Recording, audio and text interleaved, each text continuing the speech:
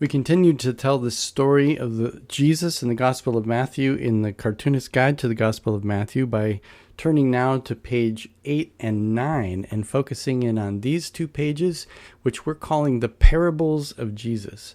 You'll see it begins in chapter 11. It says, "Now when Jesus had finished instructing his 12 disciples, he went on from there to teach and proclaim his message in their cities." Now John the Baptist is in prison.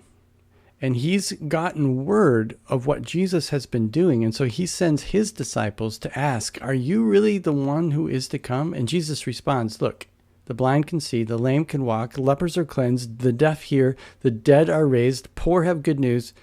I think I'm the one." And then Jesus says to his disciples, "What did you go to see in the desert? See, I am sending my messenger ahead of you to prepare the way before you." John is Elijah. Jesus tells us plain out, John is the one who came to prepare the way of the Messiah. "To what will I compare this generation?" Jesus says. "You are like children," because the crowd was being divided. Some say that John is a demon. Some say that Jesus is a drunkard. But Jesus said, "Wisdom is vindicated by her deeds." You'll see in the end who is really who. And then Jesus, in response to how his disciples went out and how they were received by all the people on their mission, they were not received well. And so Jesus says, "Woe to you, Chorazin and Bethsaida and Capernaum, because it will be better for Tyre, Sidon, and Sodom than for you." These are harsh words from Jesus. But then Jesus turns to God and says, "Thank you, Father. You have hidden these things from the wise and have revealed them to infants. No one knows the Father except the Son, and the one to whom he has revealed. Come to me, weary ones. I will give you rest. My yoke is easy, and my burden is light." See, Jesus' ministry was dividing the people. And he was showing privilege to the poor, the marginalized, the outcast.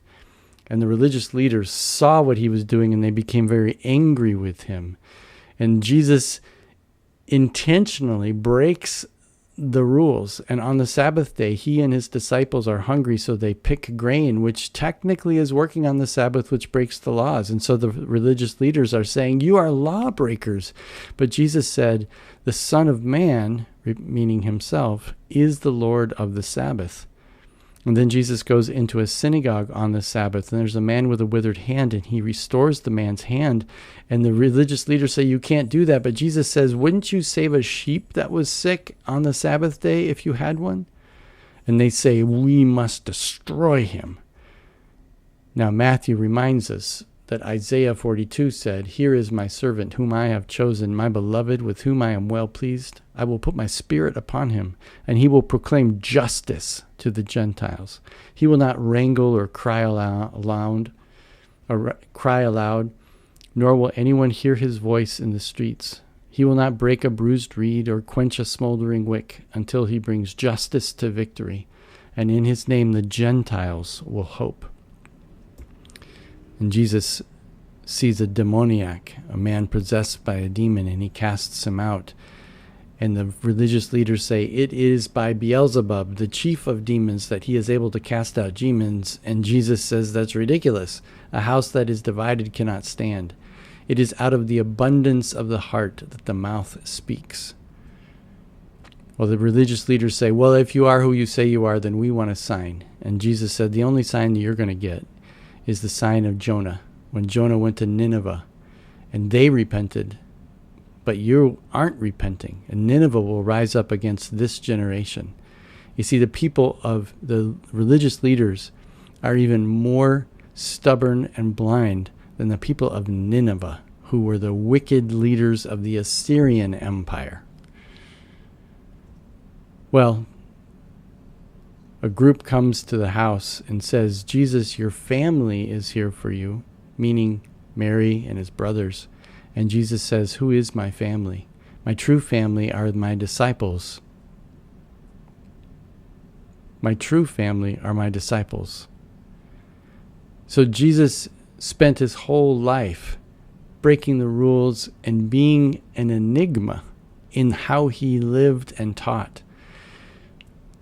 And we see in chapter 13, we come now to the parables discourse, a collection of Jesus' teachings that are parables. And he begins by saying, a farmer sows seed, and some of the seed falls on the beaten path, some on rocky soil, some on thorny soil, some on good soil.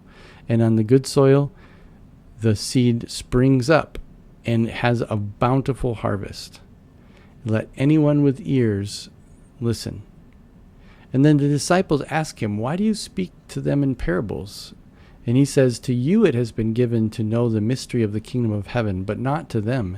And this fulfills the prophet Isaiah, who said, you will indeed listen, but will never understand. You will indeed look, but never perceive. For this people's heart has grown dull, and their ears are hard of hearing, and they have shut their eyes, so that they might not look with their eyes, and listen with their ears, and understand with their heart, and turn, and I will heal them.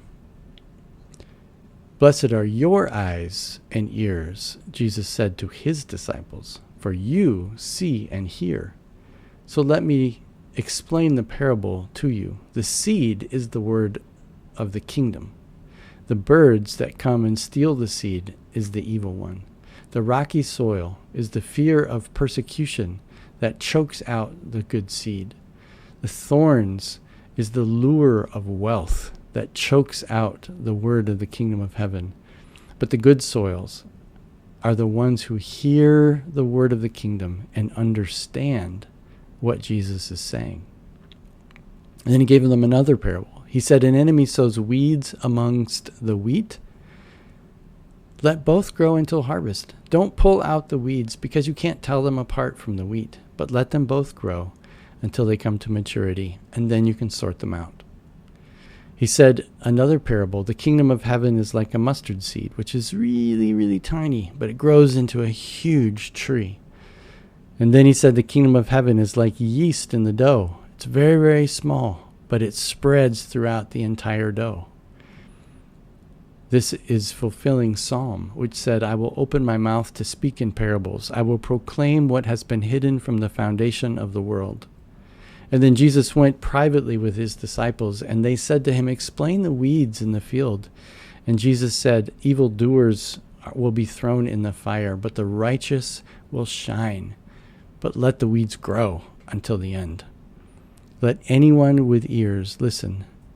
And then he said, the kingdom of heaven is like a treasure hidden in a field, and a man went out and sold everything that he had to buy that field. The kingdom of heaven is a pearl of great price. The kingdom of heaven is like good fish and bad fish. You throw out the bad fish and you keep the good fish. And then he asked his disciples, have you understood all this? And they said, yes. And he said, every scribe who has been trained for the kingdom of heaven is like a master who brings out the new and the old. These are the parables of Jesus.